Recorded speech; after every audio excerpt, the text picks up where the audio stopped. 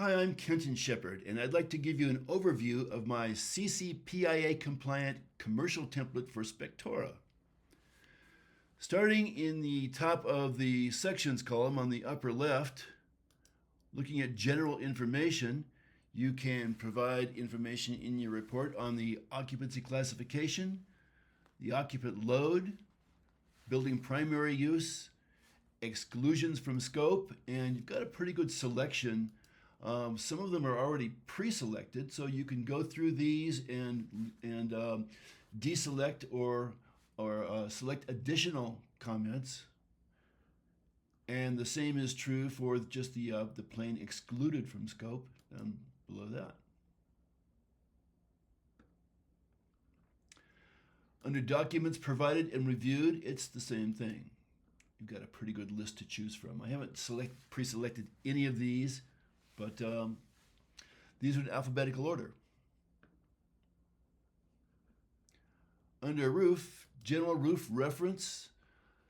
So I've put a lot of reference into the reminder windows of this template. So if you slide your cursor to the right and click the pencil icon, generally you'll find links that'll take you to a page on my website or someone else's website that provides further information, often with photographs. Low slope roof membrane warranties, that's important because unlike steep slope roof covering materials, low slope roof covering membranes often have particular things that an owner needs to stay on top of in order to keep the warranty in effect, especially when the building is changing hands. So there may be time limitations on who can work on the roof, and various other considerations. Roof access and inspection, roof structure exterior, and those are the things that you see when you're looking at the roof from the outside, whether it's from walking the roof or from a drone or however you're inspecting the roof. And that includes the parapet wall. Roof covering materials, steep slope. This covers all the steep slope roof covering materials you're likely to encounter. And again, as with asphalt shingles, if you look at the reminder window, you'll find quite a few links if you have questions about any of these steep slope roof covering materials. Steep slope roof flashing and penetrations, roof drainage system, roof structure ventilation, and you'll see that there are two identical titles except for one has a hash mark. The challenge in creating a truly commercial template is that there are so many different kinds of structures and inspections that fall under the heading commercial. And also, unlike home inspection, in which basically you're following a standards of practice and typically exceeding it to some degree, with commercial inspection, it's more about what you agree to inspect with your client. So even though CCPIA has standards of practice, they don't necessarily rule what you will or won't inspect. So say you were inspecting a hotel, motel, or apartment building with different unit or room numbers. So if we look at the one with the hash marks and we come over here to the first comment, at numbers blank, the continuous ridge vent lacked a screen to prevent insect entry into the roof structure. So if you had the same problem in 5 different units, you could put 5 different unit numbers in this blank, and you would have one comment that would cover that situation in all 5 units instead of having to have 5 different comments. It just helps keep the report shorter. And if you look at the same title without the hash mark, you've got the same comment, but without the blank. So one of the ways you can use this template, you can use it as is, but you can duplicate it to create specialized templates. So if you wanted to create a template for let's say hotels, motels, or office buildings, you would go down through here, and wherever you have duplicated titles like this, and you'll find quite a few as you go down through the template, you would exclude the titles, gray out the titles that don't have the hash mark. And that would reduce the size of the template, and you'd be left with a template specifically designed for hotels, motels, and apartment buildings. Below that is roof covering systems, low slope.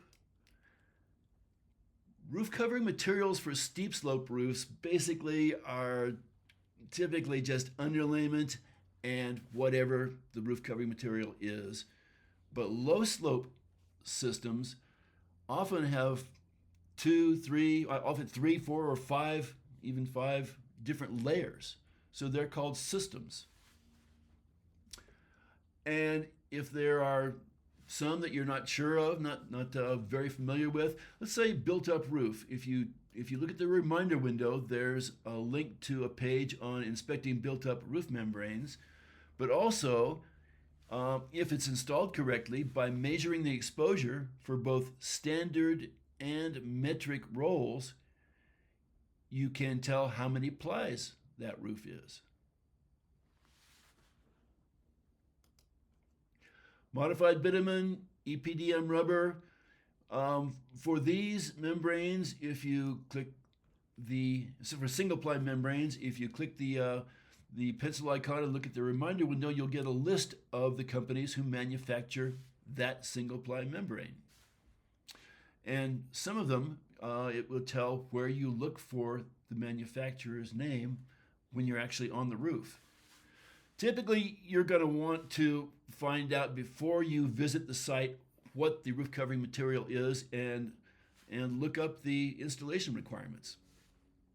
But you won't always get that information, so this may help you figure it out. And learn more about inspecting EPDM. For low slope, there's roof flashing and penetrations, roof mounted vents, roof drainage system, and that's covering typically internal roof drainage. So basically primary and secondary roof drains and their leaders, in addition to scuppers and gutters and downspouts, which you'll find on flat roofs also. Exterior wall coverings and flashing. So as with the roof covering materials, there's quite a bit of information in the reminder windows. So feel free to look through there as you feel the need. And it covers the exterior wall coverings you're likely to run into when inspecting commercial buildings. Trim fascia and soffit, door and window exteriors, exterior vent termination clearances, topography and stormwater drainage, and there are explanations about that also. And I'm only opening up a small percentage of the reference material in here. Otherwise, it would be a 3-hour video.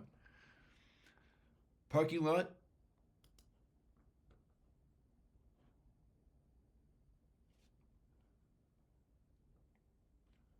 Residential type garage. And assuming that it's a detached garage.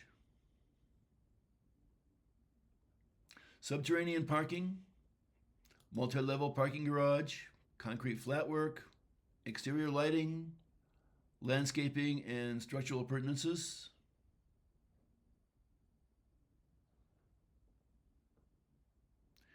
Exterior stairways. It's got a pretty good loading dock section. And most inspectors are going to learn something about loading docks. It's got a link to the loading dock inspection standards, and I think that's 27 or 28 pages.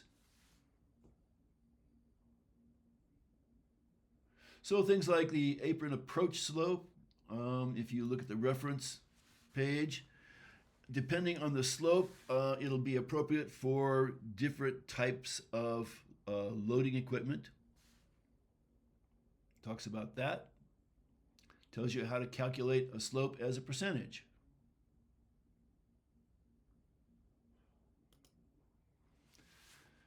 Stormwater drainage, barrier gates, dock bumpers, dock doors, dock door seals, height differences, trailer restraints. And again, I think the CCPIA standards do not require you to inspect dock levelers, but you can. You've got the option. Safety markings, dock lip barriers, lighting, and miscellaneous safety issues. For exterior structures, decks, deck exterior stairways, porches, balconies, balcony access, exterior stairway, and interior stairway. So this can be important in jurisdictions like Florida, which now has requirements for the balconies of lodging structures like hotels and multi-story motels to have the balconies inspected. I think it's every 2 years at this point. But those inspections include both the balcony and the pathway to the balcony, and that's why these are included. Interior walkway, exterior walkway, and then under foundation there's crawl space, basement. Under structural framing, there's commercial floor structure, which is typically going to be steel trusses or concrete. And conventional framing, conventional floor framing.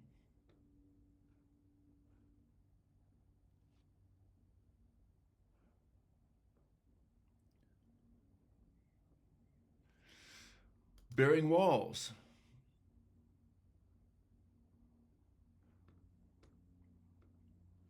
Partition walls, roof structure, conventional framing, and we can take a quick look at that. And roof structure, truss roof. Roof structure, sheathing. Roof structure, low slope. Take a look at that.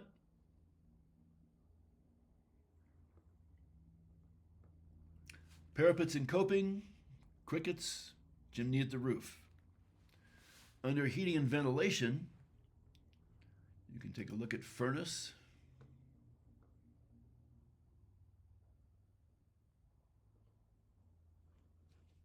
ducts, boiler,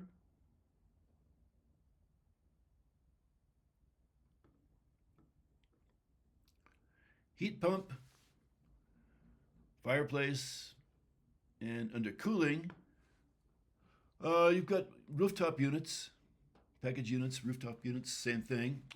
Basically, they often provide both heating and cooling. I had to put them somewhere, so I put them under cooling. You can move them wherever you want. I've listed 4 here, and you can duplicate those if you're on a roof that has 15. So, system description, general condition, access, electrical power, cabinet condition, data plate, compressor, heating components, cooling components, filters, air handler, economizer, system exhaust, curbs, ducts, energy recovery ventilator, and heat pump unit.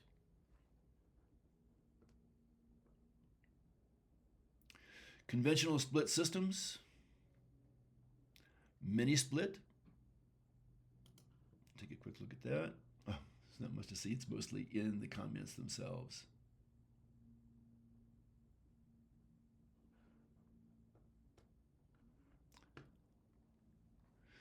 Evaporative cooler, cooling tower. For those of you who want to inspect those, you can, without having to write all the comments from scratch.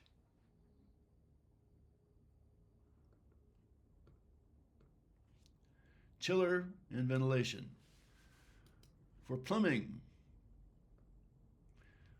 water supply and distribution, water treatment systems, sewage and drain waste and vent systems, gas meter, gas supply and distribution, gas water heater, electric water heater, temperature pressure relief valve, TPR valve, septic systems, private water wells, sump pump, sewage ejector pump, air admittance valve, and sewer scope.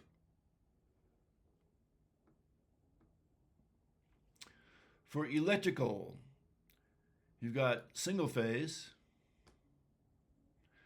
and that just follows basically the path that electricity follows as it comes off the wire and into the building and through the building. So electric meter, the service drop, service lateral, mast and weatherhead, service entrance conductors, service voltage, service panel description, exposure rating, ampacity, labels, disconnect, breakers,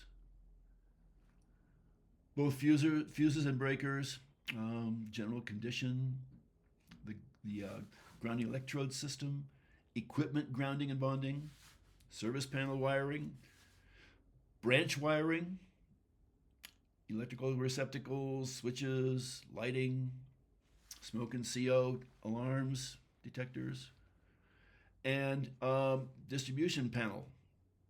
Pretty much the same thing. You can change that to sub panel if you want. And then there's three-phase.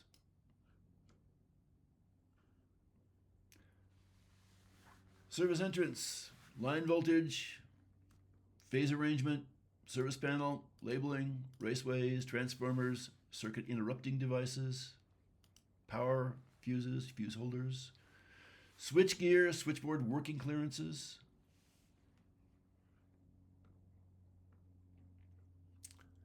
and for doors, windows, and interior elements covers the things that are pretty much common to most buildings in general, not just even commercial buildings.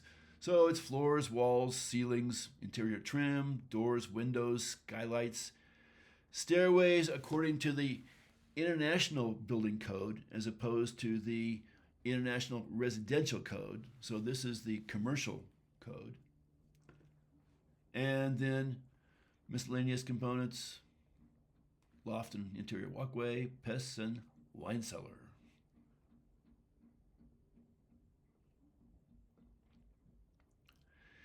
Interior stairway, interior balustrade, first floor bathrooms, first and second floor bathroom, first floor men's room, second floor men's room, first floor women's room. You know why that is. Laundry facilities, the thermal envelope, thermal imaging, and mechanical transportation, which is basically different kinds of elevators and escalators and moving walkways. Attic, access, ventilation, thermal insulation, electrical plumbing, fire separation barrier, evidence of attic fire, evidence of leakage, and any HVAC in the attic, and pests. Environmental hazards, the typical mold, radon, pests, asbestos, evidence of flooding, lead paint. For cooking facilities, there's commercial kitchen. So you've got the exhaust hood, grease traps and interceptors, makeup air supply cabinet, the walk-in cooler, the grease fan, and the sink.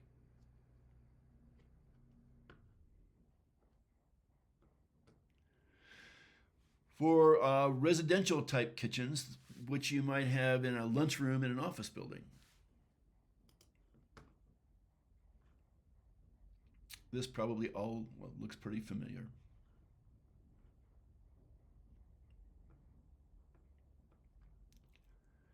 Means of egress. Man, I spent a lot of time on this. For those of you who want to really inspect it and comment on it, there's a lot here. I spent a long time with the IBC.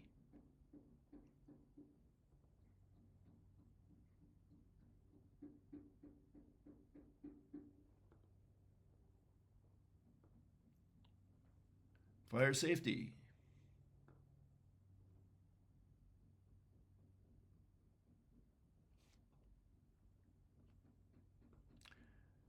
Pool and spa.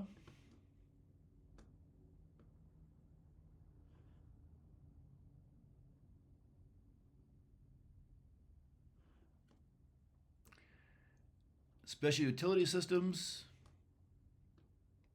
Backup generator, steam plant. And the last is building code links, which takes you to UP codes. And if you're not familiar with UP codes, you look in the reminder window, select UP codes, the little icon on the left. And these are pretty much all the building codes you might want to access for individual states and for some cities. And it's not just the IBC and the IRC and the NEC and that sort of thing. It's what they are specifically for each state. So if you were in Florida, you've got the Florida Building Code. So, and I can hear it now, it's not a code inspection. Well, you know, there's overlap between code inspection and commercial inspection and home inspection because we're all concerned about safety issues. So that's where codes come in handy if you've got a question about whether or not a condition you find is safe.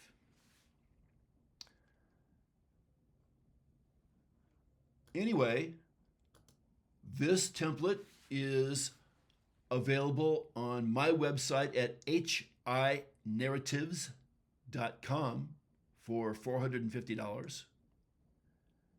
And it will soon be available on inspectoroutlet.com for the same price. I also have a video showing how to duplicate this and create a specialized template. So if you look at my playlist, you'll find access to that. Anyway, I'm Kenton Shepherd. Thanks for taking the time to take a look.